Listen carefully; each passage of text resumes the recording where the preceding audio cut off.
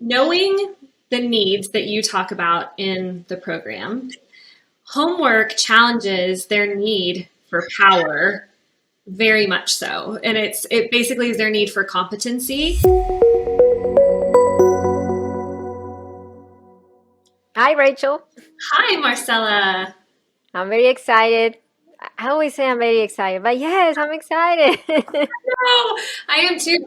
Really, I love coming every single week and talking about topics that our listeners are struggling with and being able to offer just a little piece, a little nugget of encouragement and advice is just such a blessing. So we're happy that you are here as the listener, and I'm happy to be with you, Marcela. Yes, we're going to talk about homework, how to prevent the battle over homework. But before we go there, if you're a parent of a child 9 to 19 years old, and then you are in the struggle is real. If communication is broken, if the relationship is really not there, or maybe it is there, they love you, you love them, but you just don't agree on many things, and then discipline might be a struggle as well. I highly encourage you to register for Dr. Ann Luis's webinar. She's our parenting coach for parents of twins and teens. She's an experienced psychologist of twins and teens for over 20 years, and she's going to go over with you and give you the ingredients and the roadmap to end the struggle with your twin or teen, so communication improves, so relationship improves as well. To register, it is free. All you have to do is open the description of this podcast episode, give us your best email so we can send you the Zoom link. It's going to be this Friday at 7 p.m. Eastern Time. Okay, so knowing the needs that you talk about in the program, homework challenges their need for power very much so. And it basically is their need for competency. So what would you say to parents who have children who are, they've just come out of summer where there's so much freedom, they have so much fun, so they've got all these other needs being fulfilled, and then they are put into an environment where they're still having fun, but there's less freedom, and this need for competency is challenged. I remember Dr. Ann Luis in her free class, that by the way, the registration is open, she was talking about this struggle.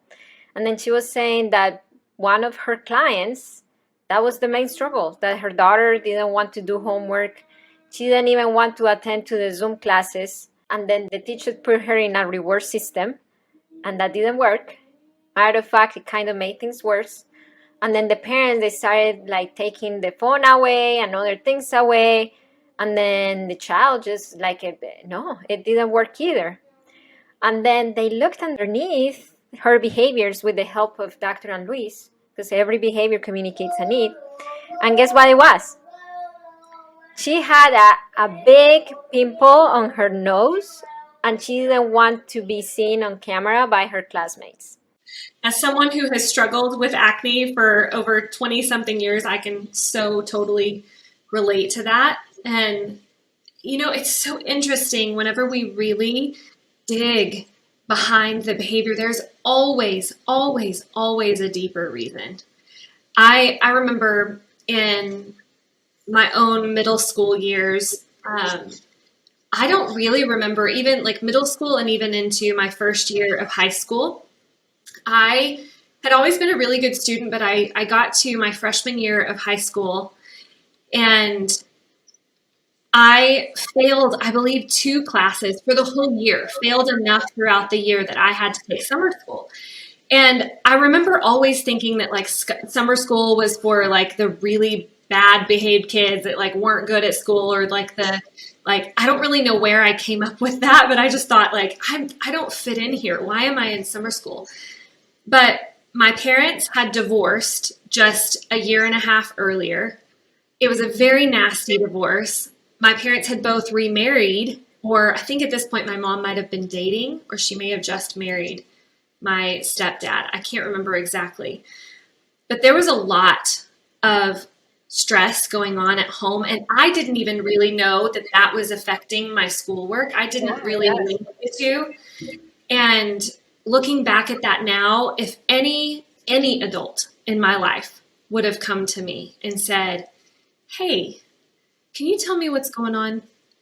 I want to understand what's happening because your grades aren't where they used to be. If any teacher would have come to me and said, hey, this isn't like you, what's happening? And not one adult did. Not one adult. And I went through summer school and I slowly started, doing my homework again and just kind of learned to stuff that stuff down. And now I'm in therapy to unpack all of it, as a 39-year-old adult.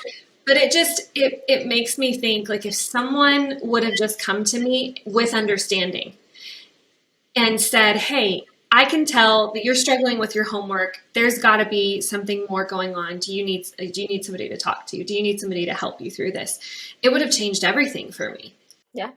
Before getting corrective or how we're going to get this school homework done, get curious and dig deeper and see what is the why. I wish this is a video. The podcast listeners won't be able to see it. But yesterday I got a school reading report test from the twins.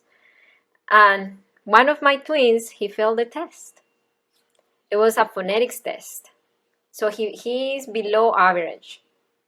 Was it because he didn't try enough? Very certain that he tried hard, because I know he's a hard worker and then he likes to try his best. Now let's look underneath that score. What is underneath that score? A child who goes to speech therapy. He does go to speech therapy.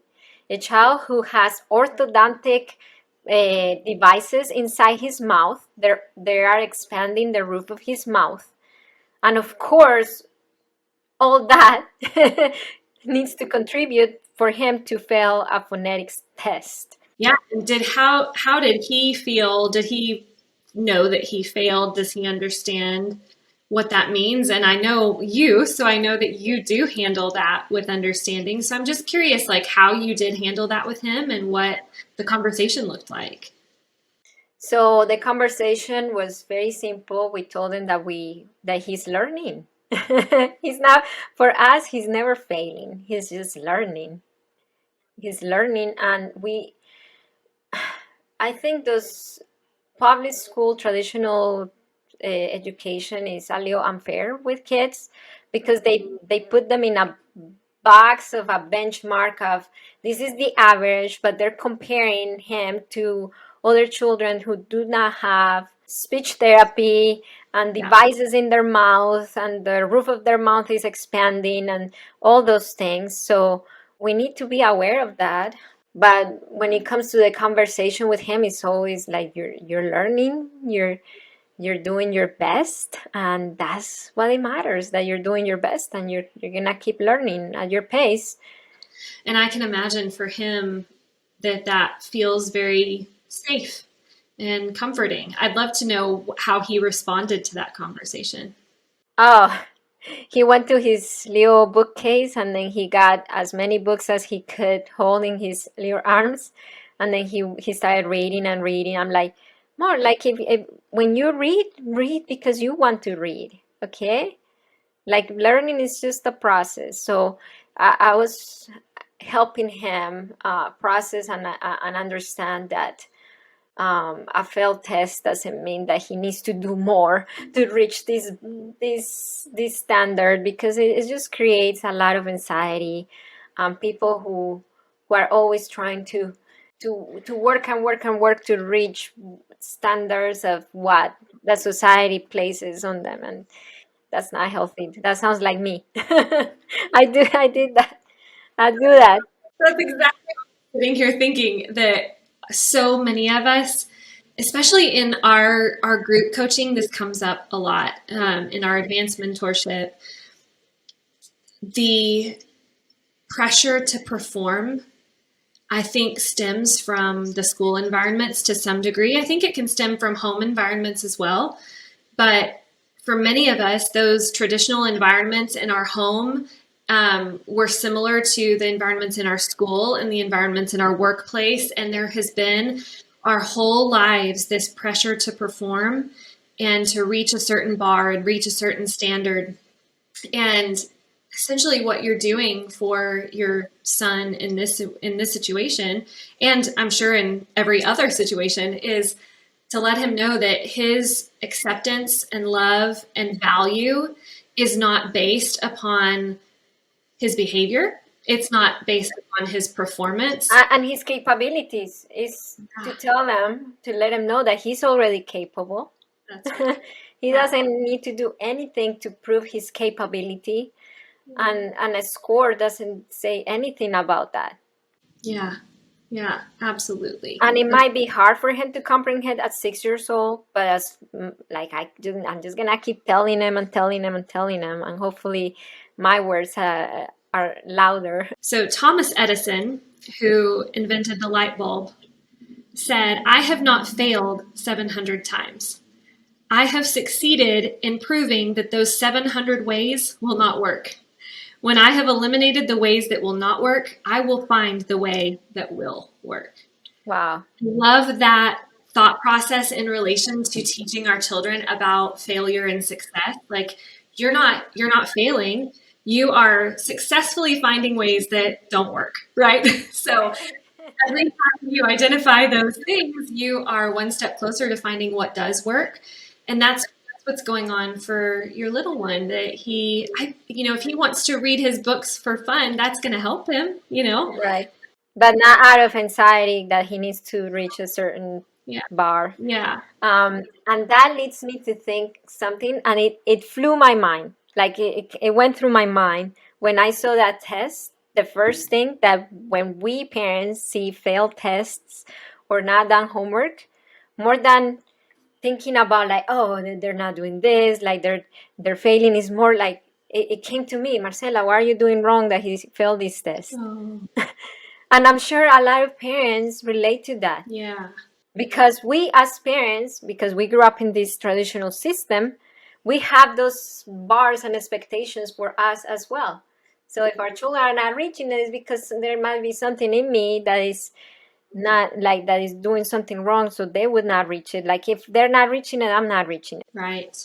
And I checked myself on the spot because again, I have coaches as well, and then I went through therapy, and I caught myself on that false narrative of that this test means something about your motherhood. Yeah. And I think that could be the reason why a lot of parents are trying hard to get their kids to meet the standards, so they feel good about their own parenting. Yeah, I mean, when I see comments from traditional parents, mostly on TikTok, I can't tell you how many times they will tell me, well, I raised my kids with all the things that you say aren't healthy for them, and they have good jobs, they went to college, they'll talk about their academic and business successes as though that's a reflection on their good parenting. And I'm thinking to myself, we have thought this entire time, like there are a lot of people that go to college and have very successful careers that had extremely traumatic experiences as a child. And then there are also people who had wonderful childhoods that, it's by the world standards may not be in a super successful job, but they're happy, so I think that it's interesting that societally we have put this pressure on our children to perform, and on parents that if your children don't perform up to a certain standard, you're not parenting well enough. I love that you brought that up. And I think a lot of our listeners are going to feel a lot of freedom just in that. So going back to the topic of battles over homework, I want the listener, the cycle breaker, to ask yourself this question.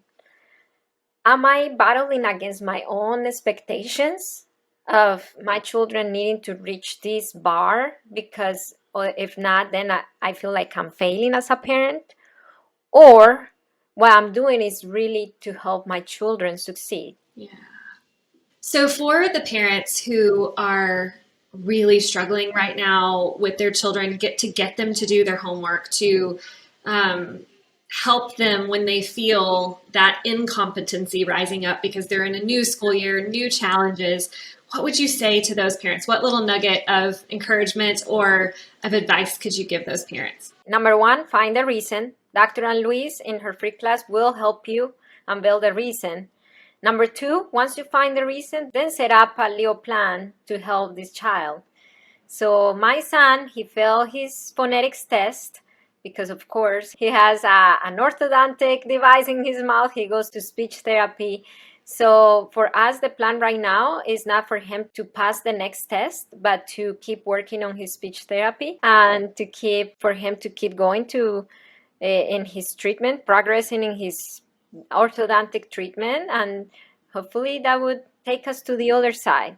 So a practical tip is that if the end goal, for example, in this case, is that Santiago will pass a phonetic test and he's very far from the goal, set up middle ground goals for him to get to the big goal, right? So for example, if your daughter is failing every single math test, talk to the teacher and then come up with a plan that she could have little wins along the way, so she could feel powerful to keep working towards the big goal. Yes. Because otherwise they will feel really discouraged and not being able to reach that big goal if they still need to have middle ground milestones before they get there. Yeah. The same thing with one of my kids in foster care. He was 15 at the time. He was struggling with science. And then we had a meeting with the teacher. And then we set up a Leo system for him to have small wins, small goals. And then he succeeded at the end of the school year. He did fine. But yes, we went from the small first. Yeah. Yeah, and giving them those little wins is essentially meeting their need. If they're feeling incompetent, you giving them those little wins where they do feel competent is going to help meet their need, and it makes them more encouraged to meet the end goal. So rather than just being like, you have to pass a test, like we've got to, jump all of these hurdles, you give them those little hurdles and then you build and build and build. I love that. So let's just say that the tests are 10 questions and then you pass with 8 questions right. And this time he got 2 questions right. What about if we work towards getting 4 questions right? He's still gonna fail, but he's failing the test, but he's winning. He's improving. Right. Yeah. Focusing on what I hear you saying is essentially focus on the progress and focus on the effort rather than just the achievement. School systems are built around measuring achievements primarily, right? They don't measure effort and improvement or progress. And so we can be that gauge for our children and say, okay, we're not going to make the goal to pass the test. We're going to make the goal to just get 2 more answers right. And what a huge relief that's going to be for the child, and what a powerful way to help them feel understood. And it also is going to set them up for success in the real world, where they're going to be faced with a lot of situations where they fail and fail and fail by the world's standards. But if they're improving, it's going to give them a better emotional handle and mentally stable, I guess, the abilities to be mentally stable in the process of trying to achieve the end goal. Yeah, because if they come with that pressure of I have to do it right the first time, and then they start their business and then they fail on their first launch, they're going to end the business. But if they have that, I'm committed to the process and not so much to the result, that builds resiliency. Yes, it does. Well, if you got something out of this episode, we would love for you to leave a review and tell other parents how you are loving the Parenting with Understanding podcast.